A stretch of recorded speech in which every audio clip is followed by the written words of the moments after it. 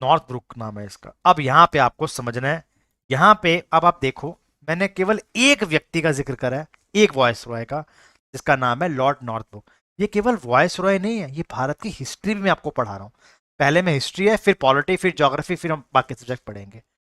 अब यहाँ पर दो मैंने चीजें लिखी हैं, सत्य शोधक समाज और सर सैयद अहमद खान। ये बंदा इतना इंपॉर्टेंट नहीं है, जो लॉर्ड नॉर्थ ब्रुक का, ये इंपॉर्टेंट नहीं है। इसने कोई ज्यादा काम अच्छे नहीं करे लॉर्ड नॉर्थ ब्रुक ने। सबसे पहले पढ़ते हैं, इसका भी 4 साल का टाइम पीरियड था। वो 1869 में आया लॉर्ड मायो, 72 में ऊपर ही चला गया बेचारा, भगवान ने बुला लिया उसको, ऊपर चला गया। अब आता है लॉर्ड नॉर्थ ब्रुक, इसने 4 साल में भी 4 काम करे हैं बस। ठीक है जी। पहला सबसे पहले काम होता है, ज्योतिबाई फुल्ले 1873 में बनाते हैं एक समाज जिसका नाम होता है सत्य शोधक समाज।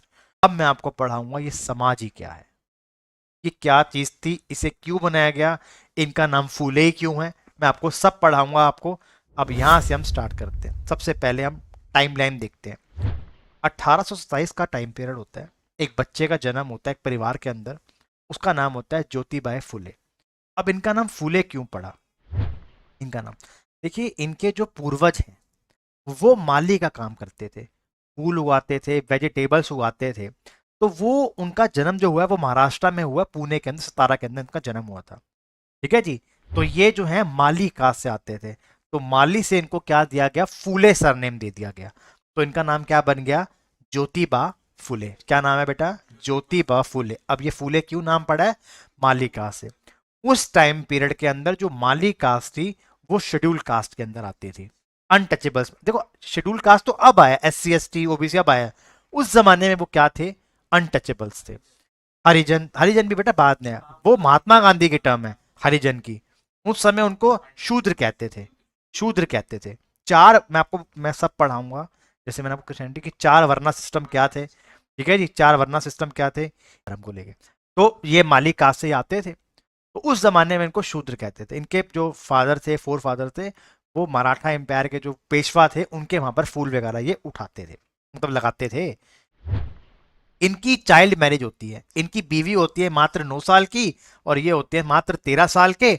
1827 में जन्म हुआ, 1840 में इनकी शादी हो जाती है सवित्री, क्या बोलेंगे तो, सवित्री बाई से, फुले से इनकी शादी होती है। ज्योतिबा फुले की शादी होती है, सवित्री बाई फुले से इनकी शादी होती है।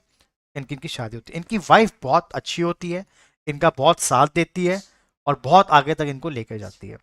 तो पहले तो ये स्कूलों में जाते हैं, लेकिन उस जमाने में अनटचेबिलिटी बहुत ज़्यादा थी, तो इनको फिर स्कूल से छुट्टी होती है। फिर आता है मिशन क्रिश्चियनरीज, जो मिशनरीज लोग थे क्रिश्चियंस के, वो आते हैं और इनके फादर को बोलते हैं कि हमें आपका बच्चा चाहिए, हम इसको स्कूल में डालेंगे। ठीक है जी। तो वो स्कूल में फिर जाना स्टार्ट करते हैं। तब वो स्कूल में जाते हैं ना, उनकी जिंदगी में सबसे बड़ी घटना होती है 1848 में, शादी के 8 साल के बाद। वो एक किताब पढ़ते हैं, उस किताब का नाम होता है राइट्स ऑफ मैन। ये किताब लिखी है थॉमस पेन ने। ठीक है जी, थॉमस पेन ने ये किताब लिखी है।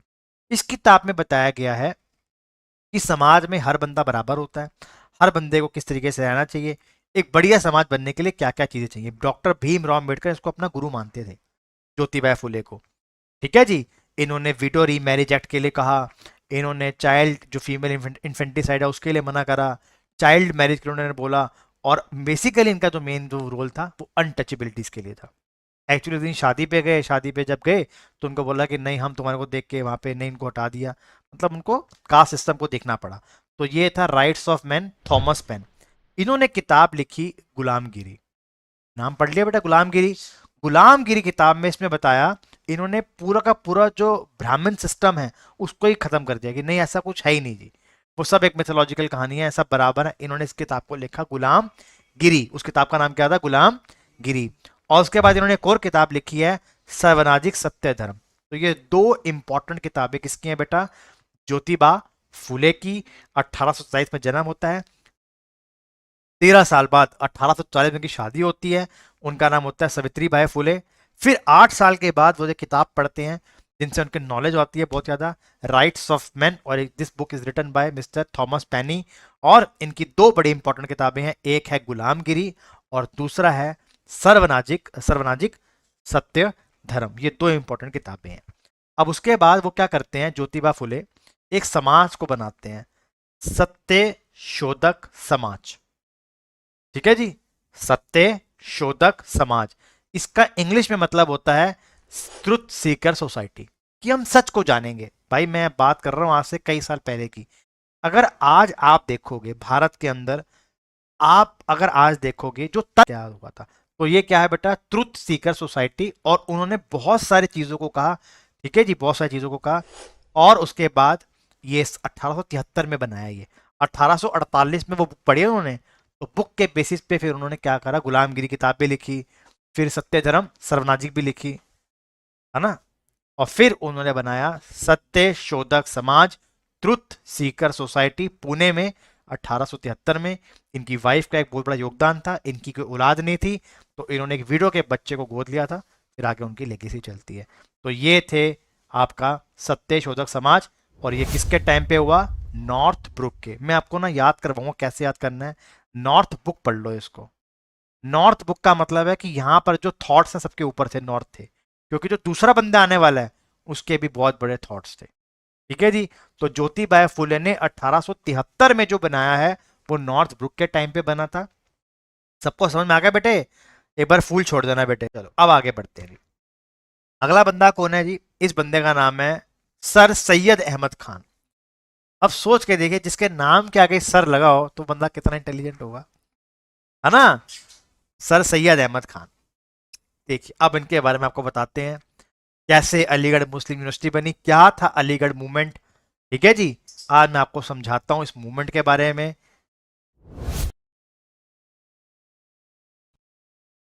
सबसे पहले समझते हैं बात का मतलब। आपको पता है ना मुगल कितनी बड़ी ताकत थे। आप सबको पता है ना कि जो मुगल्स थे बहुत बड़ी ताकत थे, बहुत सारे फंड थे। अब इनके जो फोर फादर्स थे, जो वो मुगलों के पास काम करते थे, अच्छी खासी पोस्टों पे थे, मुगलों की अच्छी खासी पोस्टों पे थे इनके फोर फादर्स। इनके घर में एक बच्चे का जन्म होता है, एडवाइजर होता है मुगल एम्पायर अकबर दो का, मुगल एम्पायर अकबर दो का, वो उनका इनके जो फादर होते हैं वो, इनके घर में बच्चा पैदा होता है 1817 के अंदर। उस बच्चे का नाम होता है सैयद अहमद तकवी। आपने क्या नाम पढ़ना है, सर सैयद, सैयद अहमद पढ़ना है। दिल्ली में जन्म होता है, बच्चा पढ़ाई लिखाई के अंदर बहुत अच्छा होता है।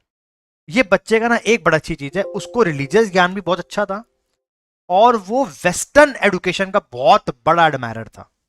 वो जो वेस्टर्न एडुकेशन है उसका एक बहुत बड़ा जो क्या है बेटा, एडमायरर था, बहुत बड़ा एडमायरर था।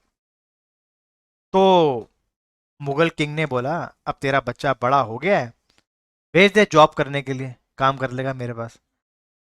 तो उसको समझ में आ गया डूबता हुआ जहाज है, इसके पास जाके क्या करूंगा, कंपनी राइज कर रही है, मैं कंपनी के पास जाता हूँ। उस समय तक सिविल सर्विसेज नाम की कोई चीज नहीं थी भारत में, मतलब थी, हिंदुस्तानी पार्टिसिपेट नहीं कर सकते थे। अब ये छोटी सी जॉब ज्वाइन करता है क्लर्क वगैरह की, और ये बहुत बड़ा लॉयलिस्ट होता है। ये कहता है कि सब मुसलमानों को पढ़ना चाहिए, सब मुसलमानों को वेस्टर्न टीचिंग लेनी चाहिए, और हम लोगों को ब्रिटिश हुकूमत का साथ देना चाहिए, यही हमारा कुछ कर देंगे तो कर जाएंगे।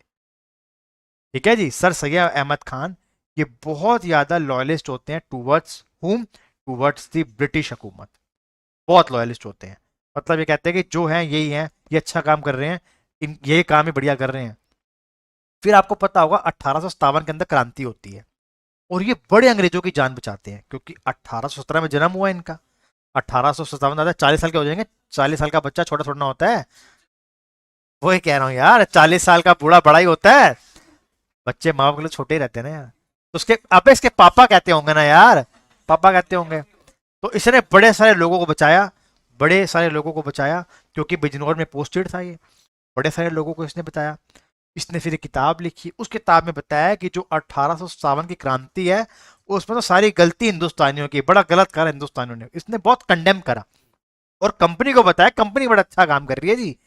अब कंपनी का लॉलेज था, तो कंपनी तो इसको अच्छी पोस्ट पर बिठाएगी। कंपनी धीरे धीरे धीरे धीरे इसको ऊपर तक लेते आते आई, ऊपर तक लेते आई। फिर क्या होता है, साल आता है 1875 का। आपको पता होगा 1875 के अंदर, अब ये जो होते हैं ये अपना रिजाइन दे देते हैं अपनी जॉब से। अंग्रेजों से, ये अपने बच्चों को लंदन भेजते हैं पढ़ने के लिए, बहुत खूब पैसा कमा लेते हैं। उस जमाने में इनका लॉयलिस्ट होना मतलब बहुत बड़ी बात होती थी। ठीक है जी, आप अंग्रेजों के फेवर में हो, आपके बल्ले बल्ले है। ठीक है ना। तो ये था। अब ये क्या बनाता है, कहता है जी मैं एक स्कूल खोलूंगा, वहां पे तुम आओ, अपने बच्चों को पढ़ाओ और कुछ करो जीवन के अंदर। तो ये बनाते हैं Mohammedan Anglo oriental college, MAO, 1875 में। इनका नाम है सर सैयद अहमद खान। साल 1920 में इस कॉलेज को नाम दिया जाता है अलीगढ़ मुस्लिम यूनिवर्सिटी। समझ गए, अलीगढ़ मुस्लिम यूनिवर्सिटी, अलीगढ़ मुस्लिम यूनिवर्सिटी को। लेकिन जिस व्यक्ति ने बनाई है उसके बहुत अलग थॉट्स थे। पहली बात, ये लॉयलिस्ट था अंग्रेजों का, ये वेस्टर्न एजुकेशन का बहुत बड़ा वो था, फर्म बिलीवर था। ठीक है जी। और यहीं से अलीगढ़ मुस्लिम यूनिवर्सिटी बनी जाती है 1920 में। अभी इसको 100 साल पूरे हुए हैं। प्रणब मुखर्जी इसके अंदर गए भी थे। तो 1920 के अंदर ही MOA कॉलेज का नाम बदल के क्या कर दिया गया, अलीगढ़ मुस्लिम यूनिवर्सिटी कर दिया गया। और it was founded by sir Syed Ahmad Khan. 1885 के अंदर बनती है इंडियन नेशनल कांग्रेस, बनती है। अब ये कहता है भाई ये तो पार्टी हिंदुओं की है, ये पार्टी हिंदुओं की। इससे पहले इसका ये बिलीफ था कि हिंदू मुस्लिम एक ही है। बाद में ये कहता है कि नहीं भाई, ये तो हिंदुओं की पार्टी है, लेकिन अल्लाह को कुछ और मंजूर होता है। 1886 में अंकल की डेथ हो जाती है। तो ये थे सर सैयद अहमद खान। क्या था इनकी पूरी की पूरी जिंदगी, मैंने आपको इसका निचोड़ आपको दे दिया। ठीक है जी, कोई दिक्कत तो नहीं है, पक्की बात है। अब क्या होता है, प्रधानमंत्री बनता है ब्रिटेन का बेंजामिन डिसरेली। यह फोन करता है नॉर्थ ब्रुक को, वो सब फोन मतलब बोलता है, कह रहा भाई एक डील करके आ जा शेर अली खान से। ये अफगानिस्तान का अमीर होता है। उस समय ये लगा लो, ब्रिटिशर्स पूरी दुनिया में अगर एक ही कौम से डरे हैं वो अफगानियों की थी। आज भी अमेरिकन हो गए, रशियन हो गए, सारे कैसे डरते हैं, अफगानी से डरते हैं। ये लड़ने के लिए पैदा हुए हैं, इनका काम ही क्या, ये लड़ना ही है, ये लड़ना ही है और कुछ नहीं करना। इनके खिलाफ सिखों को खड़ा करा गया था कि जो सिख है वो जाके इनके खिलाफ लड़ेंगे, क्योंकि वो कौम भी किस लिए थी, फाइटर्स थी, फाइटर्स की कौम थी, इतना देख ही नहीं सकते थे। तो ये थे बेंजामिन डिसरेली। नॉर्थ ब्रुक को बोला भाई जा नॉर्थ में जा अपने, और जाके बात करके आ उस भाई से। कहता मैं नहीं जाता, रिजाइन दे दिया। तो इस बेचारे का कार्यकाल ऐसे चला गया। तो ये थे हमारे भाई, जिसका नाम था नॉर्थ ब्रुक, 1872 से 1876। इसके बाद ये भाई हमारा चला जाता है।